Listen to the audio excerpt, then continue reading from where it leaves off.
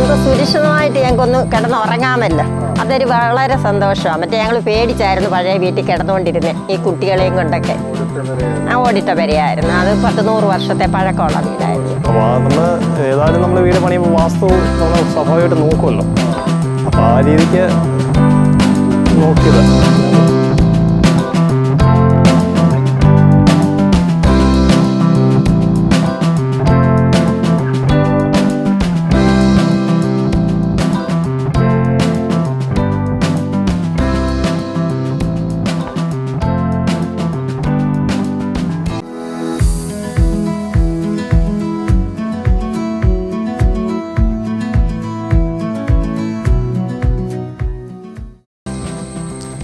ചിറക്കോലിൽ വീട്.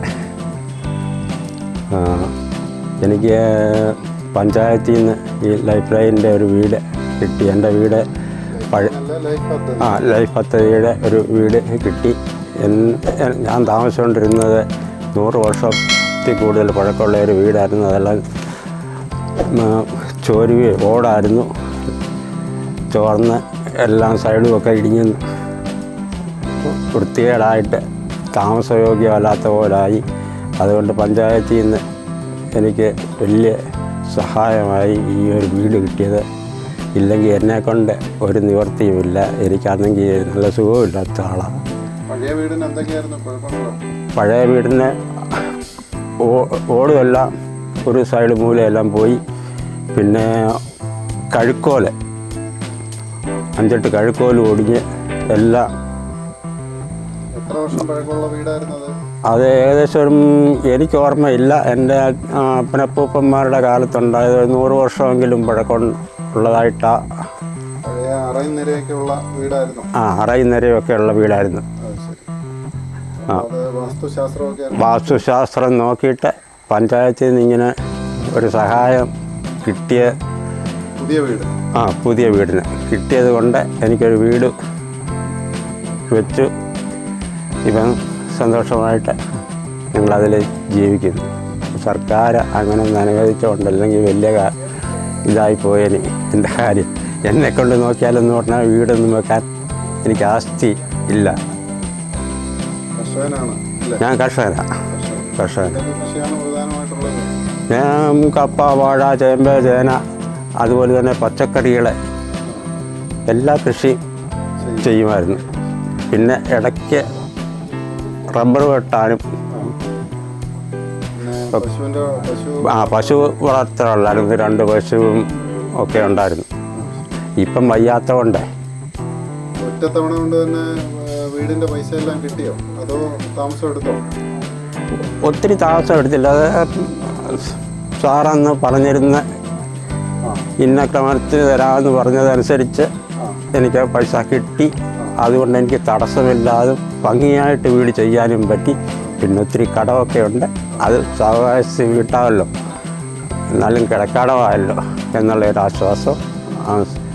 അതിന് പഞ്ചായത്തിനും സർക്കാരിനും വലിയൊരു അനുഗ്രഹമായിട്ട് ഞാൻ തന്നത് കണക്കാക്കുന്നു. അവരോടുള്ള നന്ദി രേഖപ്പെടുത്തുന്നു.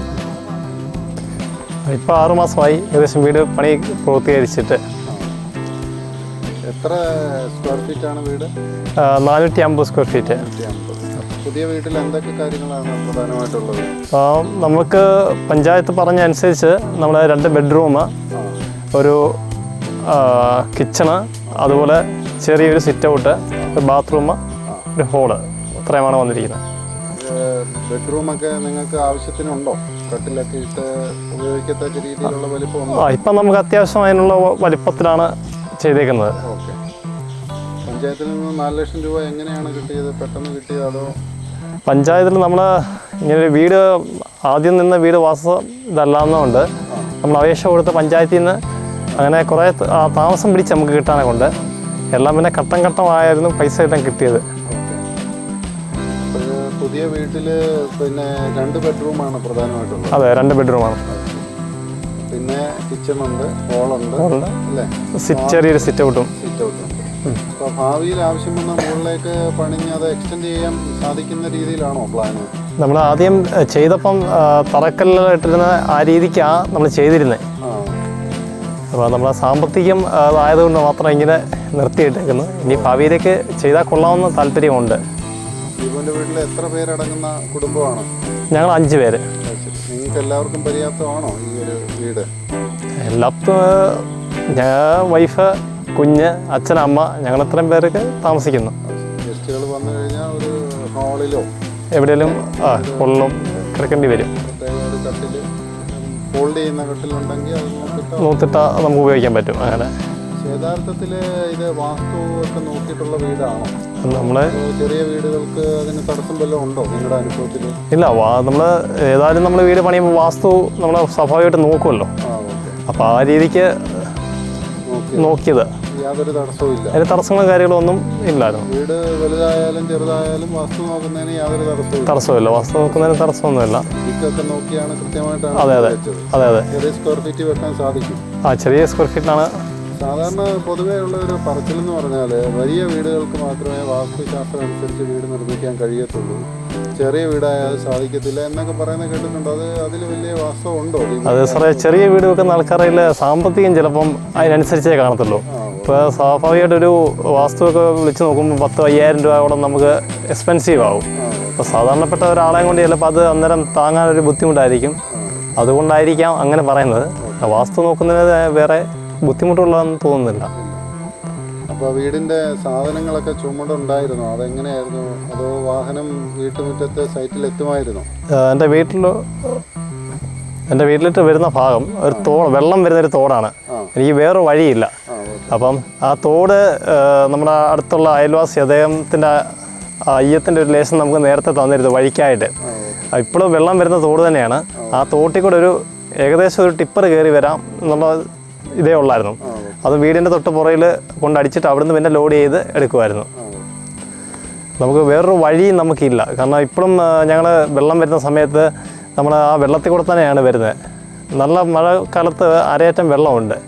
അപ്പോൾ ഈ വെള്ളം വന്നതുകൊണ്ട് നമുക്ക് പണി ഇച്ചിരി ഡിലേ ആയിപ്പോയി. വണ്ടി വരാൻ ബുദ്ധിമുട്ട്, പുതഞ്ഞു പോയി, അങ്ങനെ ഒരു തടസ്സങ്ങളുണ്ടായി. നമുക്ക് വേറൊരു വഴിയെന്ന് പറഞ്ഞതില്ല. മെയിനായിട്ട് ആ വെള്ളം പോകുന്ന തോട്ടിൽ കൂടെയാണ് നമ്മൾ നടന്നു വരുന്നത്. സന്തോഷമായിട്ട് ജീവിക്കുന്നു.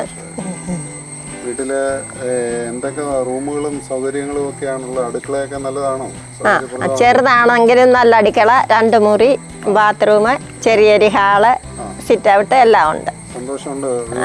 ഉണ്ട്, സന്തോഷം, വളരെ സന്തോഷമുണ്ട്. പഴയ വീട്ടിൽ നിന്ന് ഈ വീട്ടിലോട്ട് മാറുമ്പോൾ എന്തൊക്കെ പ്രത്യേകതകളാണുള്ളത്?